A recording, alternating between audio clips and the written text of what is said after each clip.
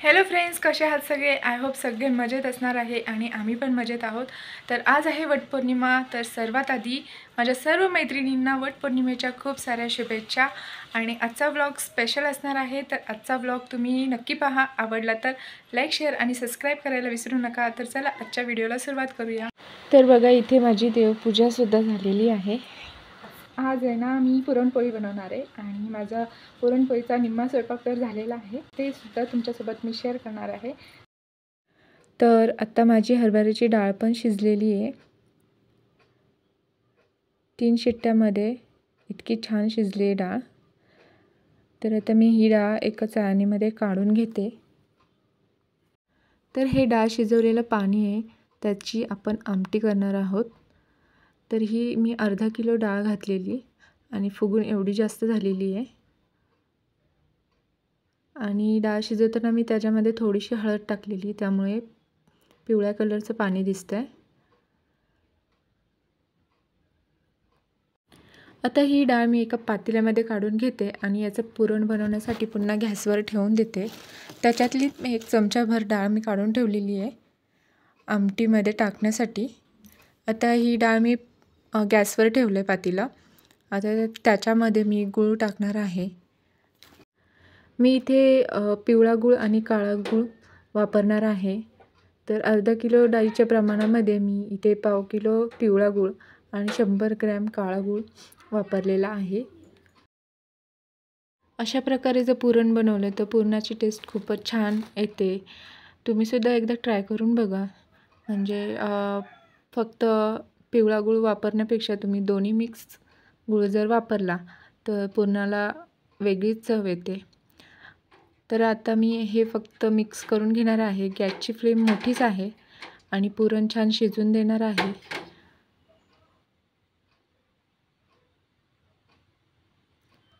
तर बघा, पुरण इथे शिजत आहे. ऑलमोस्ट तयारच आहे. पुरण होई तोपर्यंत मी आता आमटीची तयारी करून घेते. तर इथे मी भाजलेला कांदा, खोबरं, लसूण, आलं आणि कोथिंबीर घेतलेली आहे. आणि जी डाळ काढून ठेवलेली पुरणामधनं, ती डाळ मी इथे मिक्सरच्या भांड्यामध्ये टाकून सगळं मिक्स करून वाटून घेतलं आहे. इथे पाहू शकता पुरण रेडी आहे. आता हे पुरण मी दुसऱ्या भांड्यामध्ये काढून घेते आणि याच पातेल्यामध्ये मी कटाच्या आमटीला फोडणी देणार आहे. सुंठ पावडर आणि वेलची पावडर आहे ना, ती टाकून घेणार आहे.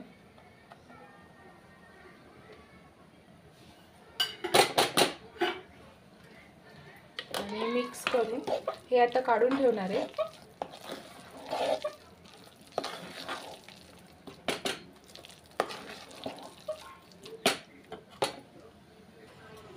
तर इथे फोडणीसाठी घेतलेलं आहे मी लसूण, कढीपत्ता, कोथिंबीर,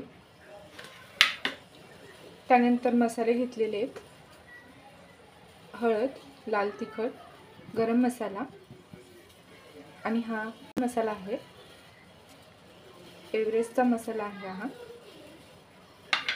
त्यानंतर जिरे, मोहरी आणि फोडणीसाठी तेल. तर मी लसूण चेचून घेणार आहे.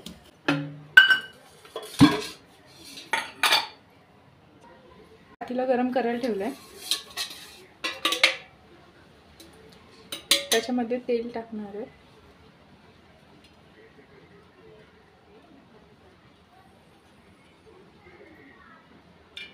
तेल थोडं जास्तच लागणार आहे.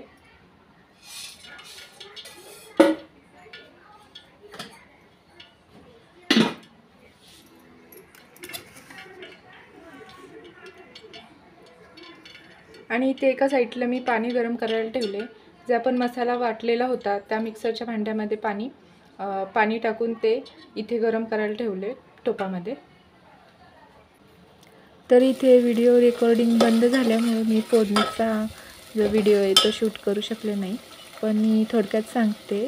आधी मी तेल तापल्यानंतर मोहरी टाकली, त्यानंतर जिरे, लसूण, कढीपत्ता आणि जे वाटलेलं वाटण होतं ते टाकले इथे आणि फोडणी दिलेली आहे.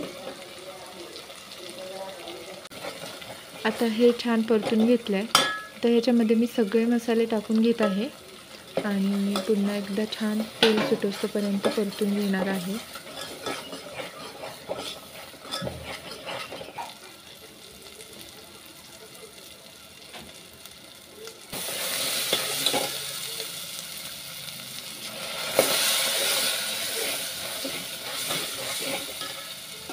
मसाल्याला तेल सुटलेलं आहे. आता मी इथे जे पाणी ठेवलेलं ना, डाळ शिजवलेलं, ते टाकून घेणार आहे.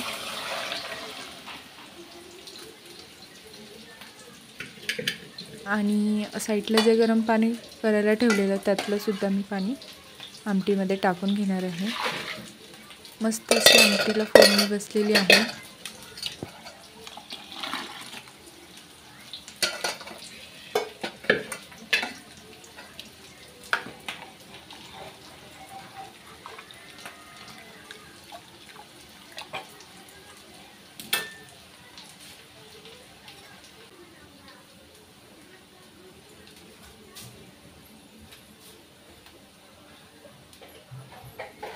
आता सगळ्यात शेवटी आमटीमध्ये अंदाजाप्रमाणे मीठ टाकून घेणार आहे.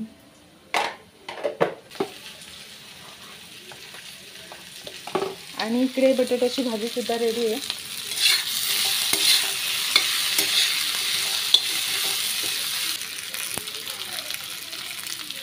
आता थोडा वेळ मी मोबाईल चार्जिंगला लावते, तोपर्यंत पुरण वाटून घेते आणि मग नंतर पोळ्या बनवतानाचा व्हिडिओ तुमच्यासोबत शेअर करेन.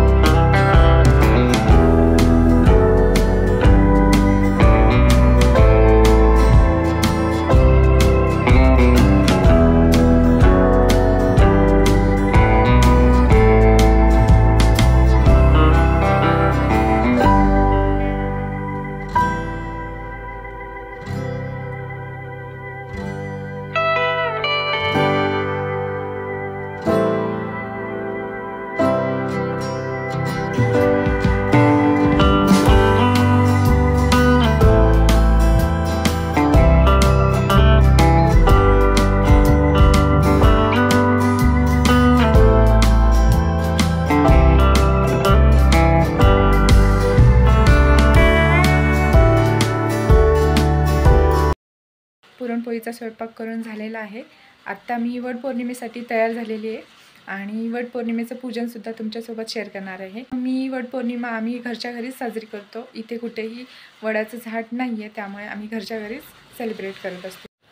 खरं तर वटपौर्णिमेच्या दिवशी वडाच्या झाडाचीच पूजा करायची असते आणि वडाच्या झाडाला 7 फेरे मारायचे असतात. याचं कारणसुद्धा आहे की वडाचं झाड हे खूपच दीर्घायुष्य असतं. 150 ते 200 वर्ष किंवा त्यापेक्षाही जास्त त्याला आयुष्य असतं. त्याचप्रमाणे आपल्यासुद्धा पतीला दीर्घायुष्य मिळावं यासाठी सुवासिनी हे व्रत करत असतात आणि वडाच्या झाडाला फेऱ्या मारत असतात. परंतु जिथे वडाचं झाड उपलब्ध नाही किंवा खूप लांब आहे, अशा वेळेस नर्सरीमध्ये असे वडाचे झाड कुंडीमध्ये सुद्धा मिळतात. ते घेऊन येऊन त्याची घरी पूजा केली तरी पण चालते. तसेच वटपौर्णिमेच्या कथेप्रमाणे सावित्रीने आजच्या दिवशी आपल्या पतीचे प्राण म्हणजे सत्यवानाचे प्राण यमाच्या दारातून परत घेऊन आलेली आणि तिने सत्यवानाचा देह वडाच्या झाडाखाली ठेवला होता. त्यामुळे यमराजने खुश होऊन तिला असा आशीर्वाद दिला की वडाच्या झाडाप्रमाणे तुझ्या पतीलासुद्धा दीर्घायुष्य प्राप्त होईल. तसेच आजच्या दिवशी ज्या सुवासिनी हे व्रत करतील त्यांच्या पतीलासुद्धा दीर्घायुष्य प्राप्त होईल. त्यामुळे सर्व सुवासिनी हे व्रत खूपच मनापासून करतात आणि सगळ्यांनी हे व्रत केलंच पाहिजे.